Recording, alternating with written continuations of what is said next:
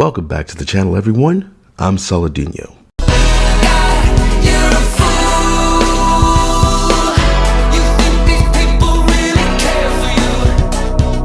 Alright, so my brother and I replayed the first two Gears of War games over Thanksgiving weekend, and we just started on 3.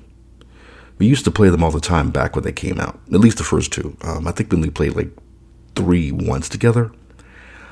I can't believe it's been 10 years since the last one came out, because it still looks really good. 2 looks good, and the remastered version of 1 looks really good too, but 3 in particular, so far it's just started, but it's been really epic so far. And I don't really see a big difference from games that came out back then, or particularly like Gears of War, versus some of the stuff that's coming out now. Like, they just don't make games like the original trilogy anymore. They just don't.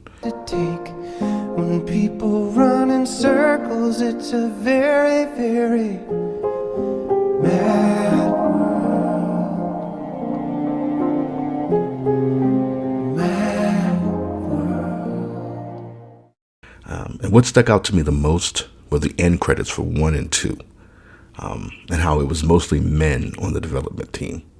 With 3, all of a sudden you have a woman producer and a woman head writer, and you instantly see how a game about a bunch of buffed, worded out, thick-necked motherfuckers suddenly have women joining the actual team. Like, they'd start joining Delta Squad. It's ridiculous.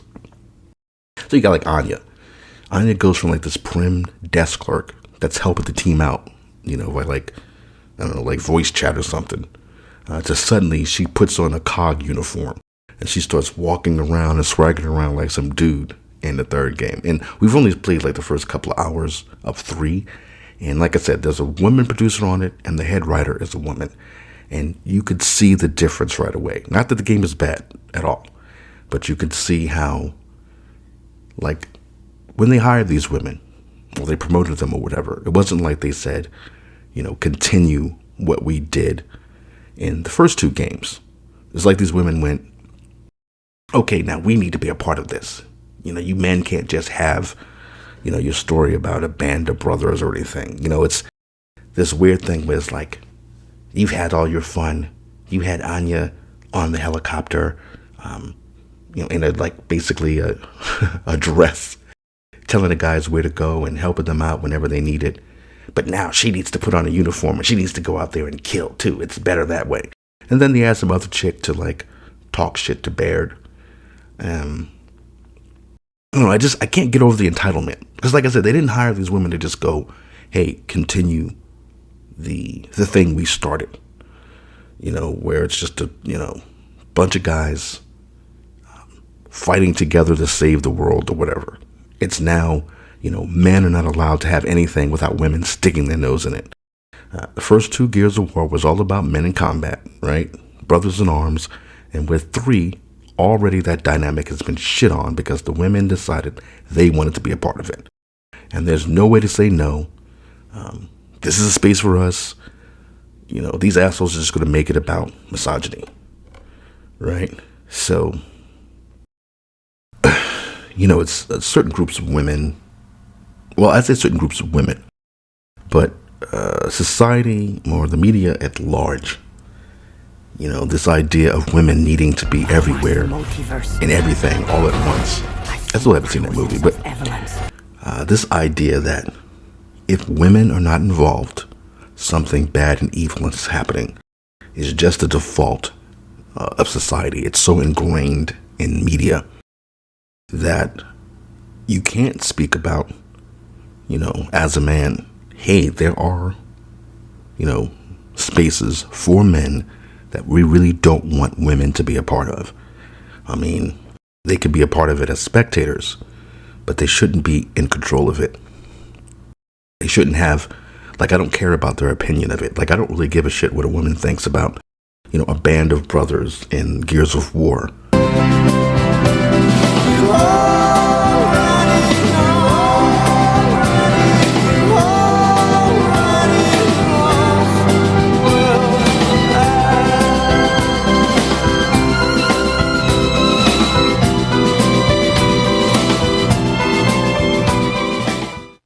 And, what their perspective on that is.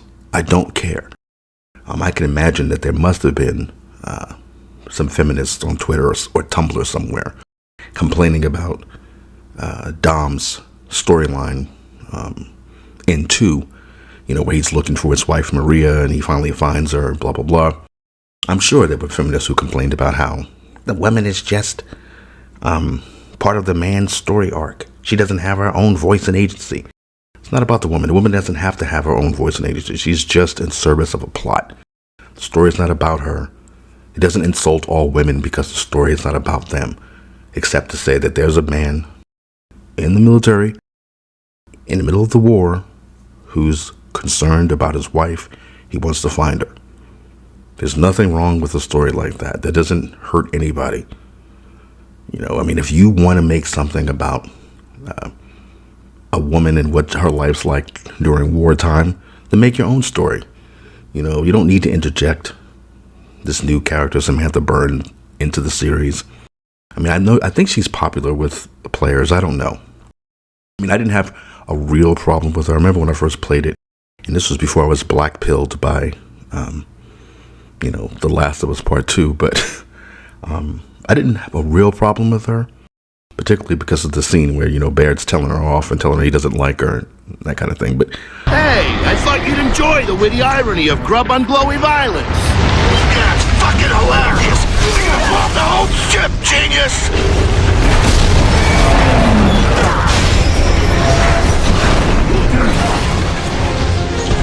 Jump for it! No point! We're so dead! I suppose you want me to say I've always loved you.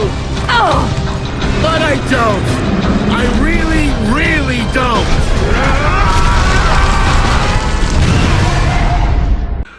I thought that was great.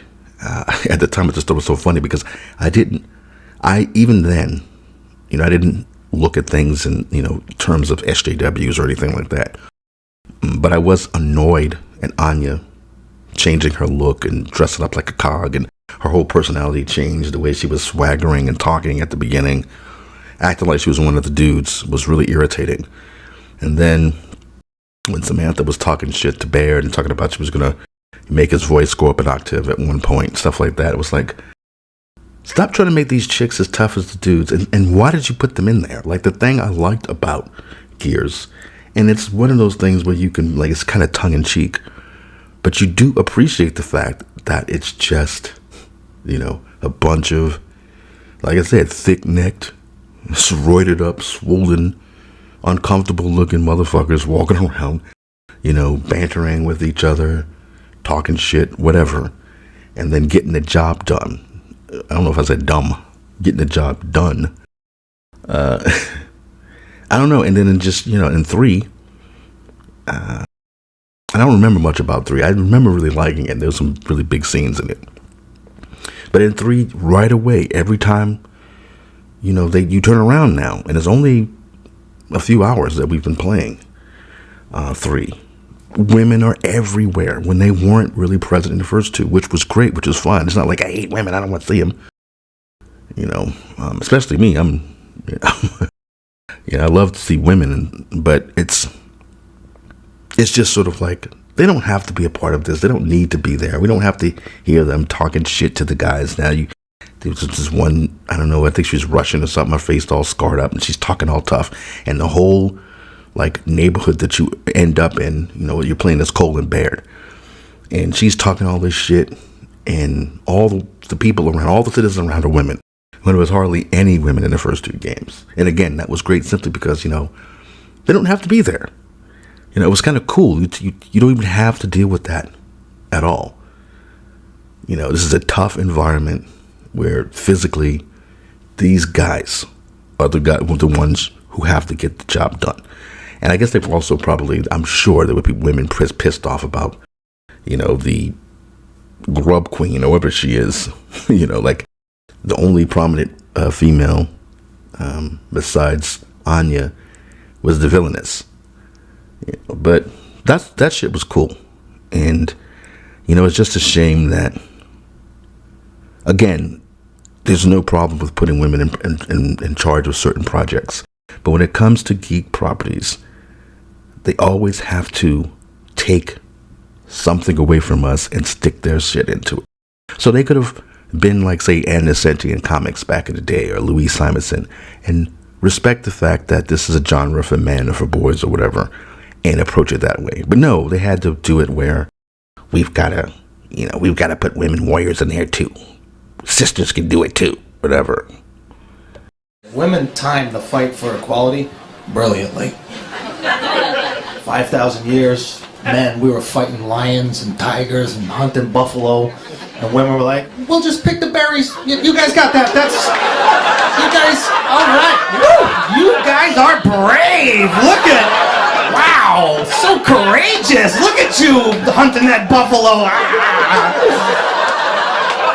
Second they put air conditioning in office buildings, women are like, we want equality! March for it, girls! You played the long game. Let the flame burn high, for tonight we do or we die.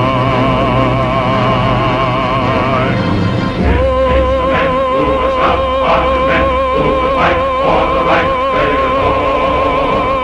God gave the men who was love, but the men and the soon in his head our Lord. Oh, give me men.